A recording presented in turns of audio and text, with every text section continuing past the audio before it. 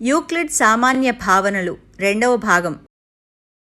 గణితంలో అంతటా ఉపయోగించగలిగే కొన్ని ప్రతిపాదనలని సామాన్య భావనలు అంటారు. ఇప్పుడు మరికొన్ని సామాన్య భావనలు చూద్దాం.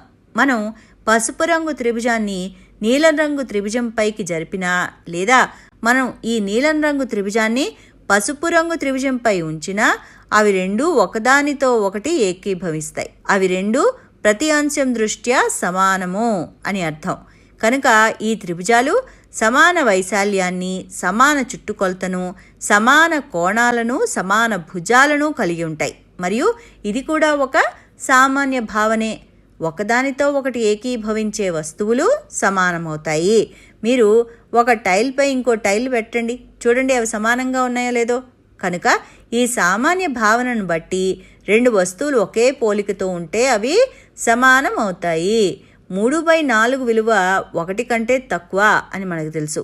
ఎందుకంటే మనం ఒక వస్తువును 4 సమాన భాగాలుగా చేసి 3 భాగాలు తీసుకున్నాం. అంటే 4లో 3 అన్నమాట.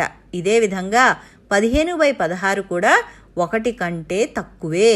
ఎందుకంటే ఒక వస్తువు దాని భాగము కంటే పెద్దది. ఇది మరొక సామాన్య భావన. 62/63 కూడా 1 కంటే చిన్నదైనప్పటికీ అది 1కి సమానమవుటకు చాలా చిన్న భాగం మాత్రమే లోపించింది. ఒక వస్తువు మొత్తం ఎల్లప్పుడూ దాని భాగం కంటే పెద్దది. అందువల్ల క్రమభిన్నం ఎల్లప్పుడూ 1 కంటే చిన్నది అని చెప్పొచ్చు. ఇప్పుడు ఇక్కడ చూడండి, ఎడమ చేతివైపు గ్లాసులో కుడి చేతివైపు గ్లాసులో నీరు కన్నా రెట్టింపు నీరుంది. అలాగే గిన్నెలో కూడా కుడి చేతివైపు గ్లాసులో ఉన్న నీటి కంటే రెట్టింపు నీరుంది. అంటే గ్లాసు మరియు గిన్నెలో నీటి పరిమాణం సమానమని, మరియు అది సగము నిండిన గ్లాసులోని నీటి పరిమాణం కన్నా రెట్టింపు ఉందని అర్థం. ఇదే యూక్లిడ్ యొక్క మరొక సామాన్య భావన. సమాన రాశుల రెట్టింపులు సమానాలు. ఒక పుచ్చకాయను 2 సగాలుగా చేసామనుకుందాం. మీరేం చెప్పగలరు? అవును, 2 సగాలు ఒకదానికొకటి సమానము. ఇది యూక్లిడ్ యొక్క మరొక సామాన్య భావన. అదేంటంటే సమాన రాశుల్లో సగాలు సమానము.